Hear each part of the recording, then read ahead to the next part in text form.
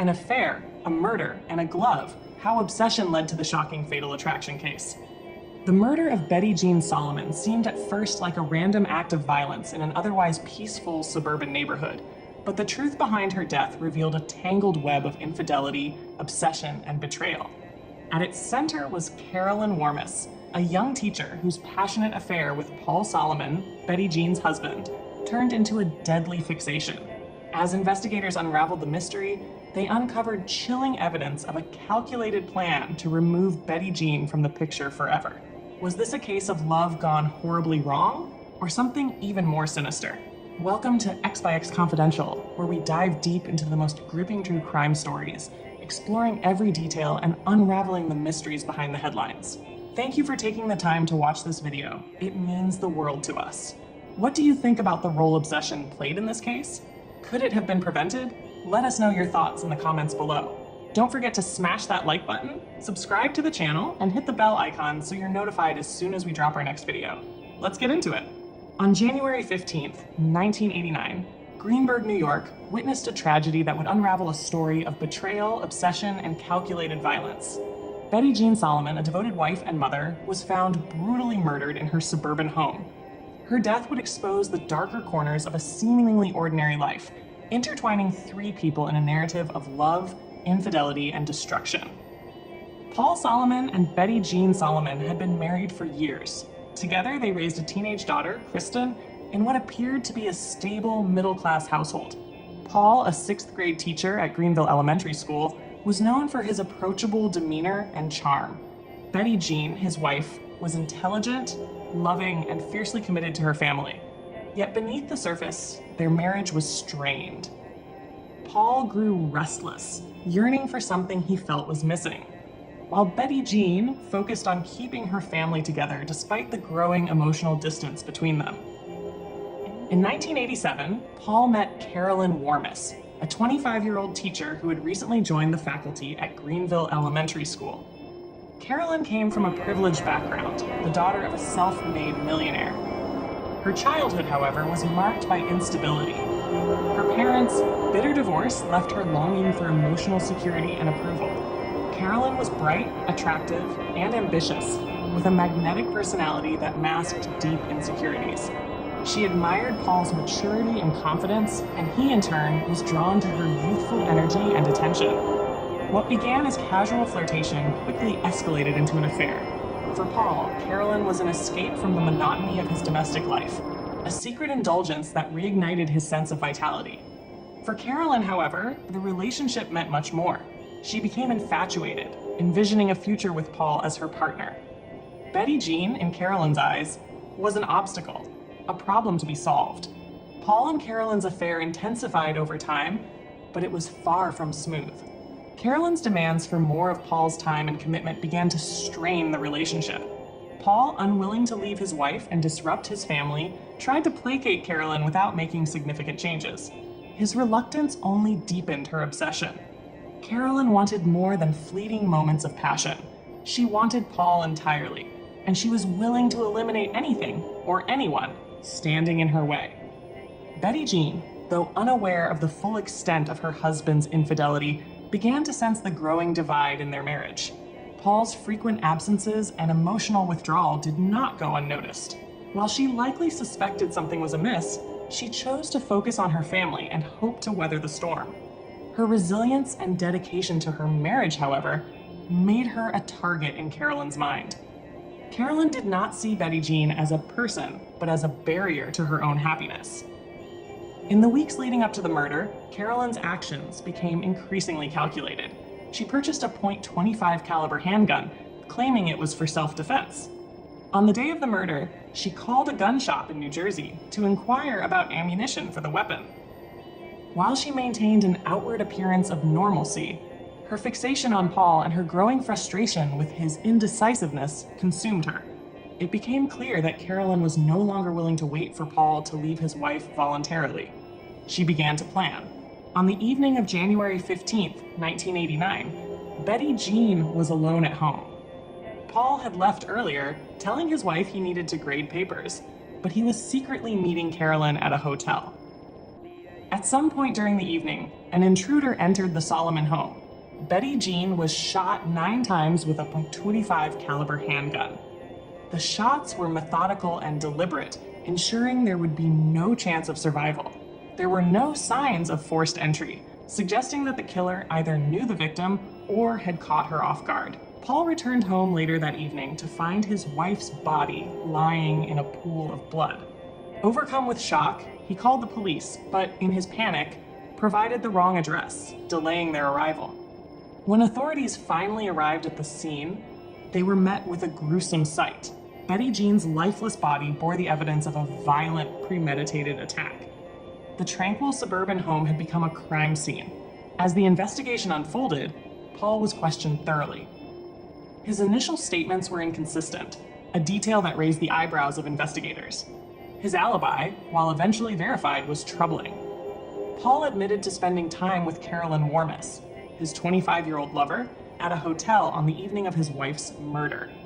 Paul's affair painted him as a man with motive, but the specifics of the case didn't fit him as the murderer.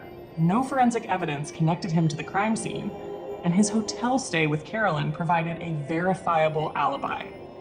With Paul cleared, attention shifted to Carolyn Warmus, whose behavior following the murder drew suspicion. Carolyn repeatedly called Paul in the days after Betty Jeanne's death, showing an unsettling eagerness to reestablish their relationship as though nothing had happened. Investigators uncovered that Warmus had purchased a .25 caliber handgun, the same caliber used in the murder, shortly before Betty Jeanne's death. This firearm purchase became a cornerstone of the case, as did a phone call made from Carolyn's home to a New Jersey gun shop on the day of the murder. During the call, she inquired about ammunition compatible with a .25 caliber weapon. While the gun itself was never found, the purchase and the phone call formed a damning circumstantial link. With mounting evidence and growing public scrutiny, Carolyn Warmus was arrested in February 1990, just over a year after Betty Jeanne's murder. She was charged with second-degree murder and illegal possession of a firearm. Carolyn maintained her innocence, but her arrest marked the beginning of a high-profile legal battle that captivated the media and the public. First trial. Carolyn Warmus's first trial began on January 14, 1991, at the courthouse in White Plains, New York. The prosecution presented Warmus as a woman consumed by obsession, motivated to eliminate Betty Jeanne Solomon, to have Paul Solomon entirely to herself. They emphasized her purchase of the handgun, her inquiry about ammunition, and her relentless pursuit of Paul, even after Betty Jeanne's death. This narrative drew chilling parallels to the popular 1987 film Fatal Attraction, earning the case its notorious nickname. The defense countered by highlighting the lack of direct evidence tying Warmus to the crime. There were no fingerprints, no DNA, and no murder weapon recovered. They argued that the prosecution's case was built entirely on circumstantial evidence and conjecture. This lack of direct proof left the jury divided. On April 27, 1991, the trial ended in a hung jury, with no consensus on Carolyn's guilt. Second trial, 1992. Undeterred, prosecutors pursued a second trial, which began on January 22, 1992. This time, they introduced new evidence that would prove pivotal. Among the items presented was a cashmere glove found in Paul Solomon's apartment. The prosecution claimed that the glove belonged to Carolyn Warmus and that it contained blood consistent with the crime scene. This connection provided a stronger link between Warmus and the murder. The second trial painted a more cohesive picture of Warmus's actions and intentions. The prosecution doubled down on their portrayal of her as a woman who saw Betty Jeanne's death as a necessary step to secure her future with Paul. On May 27, 1992, Carolyn Warmus was convicted of second-degree murder and second-degree criminal possession of a weapon. Sentencing and incarceration. In June 1992, Carolyn Warmus, now 28 years old, was sentenced to 25 years to life for the murder of Betty Jeanne Solomon, along with a concurrent sentence of 5 to 15 years for the weapons charge.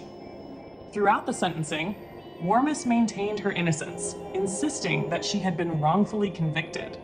Her denial did little to sway the court, and she was sent to serve her sentence at Bedford Hills Correctional Facility for Women in New York. At Bedford Hills, Carolyn served the majority of her sentence. Over the years, she remained vocal about her claims of innocence, using every available avenue to challenge her conviction. Carolyn Warmus's first parole hearing in 2017 ended with a denial. The parole board cited the severity of her crime and her lack of remorse as reasons to keep her incarcerated. However, in May 2019, Warmus was granted parole after another hearing before 3 parole board members. She was released on June 17, 2019, after serving 27 years in prison. Warmus's release came with conditions. She remains on lifelong parole under supervision in Manhattan, New York. Even after her release, she continued to assert her innocence, seeking ways to clear her name. Carolyn Warmus has consistently claimed she was wrongfully convicted. In May 2021, in a surprising development, prosecutors consented to DNA testing of evidence from the 1992 trial. Warmus hopes these tests will finally exonerate her and prove that she had no involvement in Betty Jeanne Solomon's death. As of now, the results of the DNA tests on evidence from the 1992 trial of Carolyn Warmus have not been publicly disclosed. In May 2021, Westchester County prosecutors agreed to DNA testing of 3 pieces of evidence: a glove found at the crime scene, semen recovered from the victim, and blood found in a tote bag belonging to Paul Solomon. These items were identified as potentially significant in determining the presence of individuals at the crime scene. Despite the consent for testing, there have been no public reports detailing the outcomes of these DNA analyses. As a result, the impact of these tests on Warmus's claims of innocence remains undetermined. The case became a media sensation, in part due to its striking similarities to the film Fatal Attraction, in which a woman's obsession with a married man leads to violent consequences. The press dubbed it the Fatal Attraction murder, cementing its place in pop culture.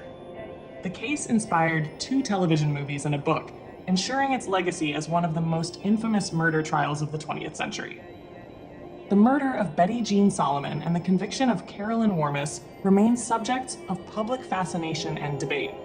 Whether viewed as a tale of justice or a miscarriage thereof, the story continues to captivate audiences, a haunting reminder of the devastating consequences of obsession. Thank you so much for watching this episode of X by X Confidential. Your support helps us continue bringing you the most fascinating and chilling true crime stories. What's your take on this case? Do you think justice was truly served? Let us know your thoughts in the comments below. And while you're here, don't forget to smash that like button, subscribe to the channel, and hit the bell icon so you'll never miss an update. Stay safe, stay curious, and we'll see you in the next video.